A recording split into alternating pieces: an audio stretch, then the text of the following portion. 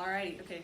So I decided to choose the American opioid epidemic because a few years ago I had a cousin who struggled, kind of got in with the wrong crowd and started making some poor decisions. And he ended up faking an ankle injury so that he could have access to legally prescribed opioids. And about a year after he did this, when he took his own life, that really kind of rocked my family. And I wanted to research this because I know it's not just my family that's been dealing with stuff like this. So my question is, what is the most effective way to treat the American opioid epidemic? And instead of just having a pro and a con, I wanted to focus on 3 solutions. So throughout this, you're going to see my 3 different viewpoints that I researched in depth. And then this is just a chart kind of showing Utah actually has a really high opioid overdose rate. And then before we get into history and stuff, how many American deaths do you guys think occur a day? Just ballpark it. 300,000, not quite that high. It's on average 130 people die every day in the United States. In 2015, out of the 2 million people who were addicted to opioids, 33,000 overdosed on opioids. And now in 2018, that number has come to 70,000. So in 3 years, that has exponentially grown. Pretty much every year, a US populated city is killed by opioids. If you were to take the members killed in post 9/11 wars, and you were multiply that number by 6, that is the number of people who have died since 2001. This crisis is killing more people than current wars are in the United States. So it's a big deal.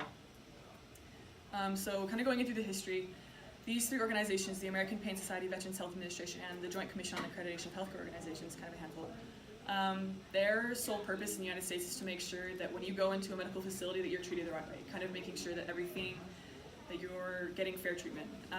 And in 2000, there were 4 main vital signs of the human body. They were pulse, heart rate, respiratory rate, and body temperature.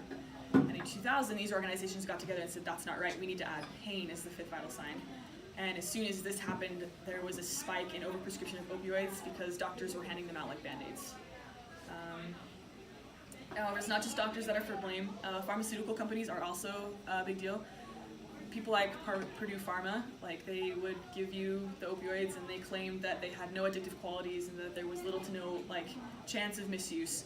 And in 2007, they pled guilty to a federal investigation when they found out that no, that was not right. They knew all along what they were doing. And instead of continuing on, the government ended up settling with them, which meant that their 3 executives weren't sent to prison and they just kind of made it go away so that they could keep on making their billions of dollars that they do on this industry. And this was my image that I chose. I just thought it was interesting, just kind of very clear to the point. Alright, so my first solution that I focused on was raising awareness. And I decided to focus on government-sponsored agencies, and the first one that I did was the Center for Disease Control and Prevention, CDC. And recently they came out with a new campaign called RX Awareness, and this is simply going through state by state ways that people in communities can get involved to raise awareness through schools. The second one that I focused on was the Department of Health and Human Services, the HHS, and this is actually a blog, and they have charts like this all over it that are able to be downloaded and emailed and printed that they can put up in city buildings, schools, stuff, just making sure that people are aware of the destruction that this epidemic is having. And I thought it was very interesting because on each section, they have subsections, and alcohol, tobacco, and drugs are one section, and the opioid epidemic is a whole different thing. This is one of the biggest things the United States has seen, and they're desperately trying to figure it out. This is video from Trump. It's actually a press conference he did early in 2017. We're just going to watch a little bit of that. Thank you very much, Secretary Price, for your work to address the crisis of opioid, heroin, cocaine, and methamphetamine. It is a tremendous problem in our country, and we're going to get it taken care of as well as it can be taken care of, which hopefully will be better than any other country, which also has these same problems, or similar problems. Nobody is safe from this epidemic that threatens young and old, rich and poor, urban and rural communities. Everybody is threatened. Drug overdose is now the leading cause of accidental death in the United States, and opioid overdose deaths have nearly quadrupled since 1999. It is a problem the likes of which we have not seen. Okay, and I just want to include that because it's just kind of showing the effect that this situation is being aware through officials. And I also like that he kind of included that this is an epidemic that the United States has never seen before. It is something that we are trying to figure out, and it just keeps growing out of control. All right, second solution I started looking into was ending overprescription. And that's kind of a no-brainer, like, well, obviously that doctors are prescribing too much, it's like, that's obviously a solution, and it's, the more and more research I did, the less and less that was actually true. There are a lot of individuals out there where opioids are the only way that they can relieve pain from their chronic illnesses. And those people that are using it in the correct way, they are not the problem. So now research is kind of shifted, and they're trying to create a new opioid that kills the pain without killing the patient or running the risks. Okay, and then the third solution I focused on was the southern border. And I really liked this research because it kind of gives you another side to this kind of controversial topic that you don't really see in the media today, because everyone just thinks it's all centered around immigration and Trump's policies and everything like that, and there's a whole other side that people don't even realize. The DEA recently called the drug cartels the greatest criminal drug threat to the United States, and they really are.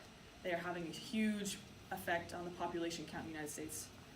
But along with government officials, Howard Buffett, he's an author, he wrote a book called Our 50-State Crisis, goes in depth on the effects that narcotics coming through the southern border are having.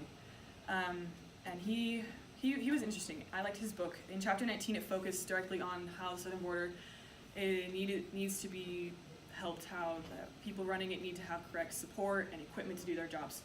But he quoted General John Kelly of the U.S. Marine Corps and said, and General Kelly said, you know, the 9/11 terrorists who brought down the World Trade Center, they killed something like 3,000 people, but the narco-terrorists have contributed to the deaths of nearly 500,000 Americans since then. And it is one of the opioid epidemic is one of the biggest terrorist threats the United States has seen. It is terrifying because it is growing out of control and we can't quite get a hold of it. In conclusion, so throughout my research, I found the quickest solution we have right now is the border. And whether you support Trump's policies and everything like that, it's kind of irrelevant in here because there are so many millions of Americans who are suffering from this, many families who have been thrown apart, and everyone, I'm sure there are people in here who have experienced this as well. We have to get a grip on this because the death rates are they're just supposed to keep growing. And from 30,000 to 70,000 people in 3 years, I mean, this is supposed to keep exponentially growing, and they don't know if it's ever going to peak. So whether it be raising awareness or preventing opioid prescription or strengthening the southern border, this crisis needs to be addressed in any and all ways possible.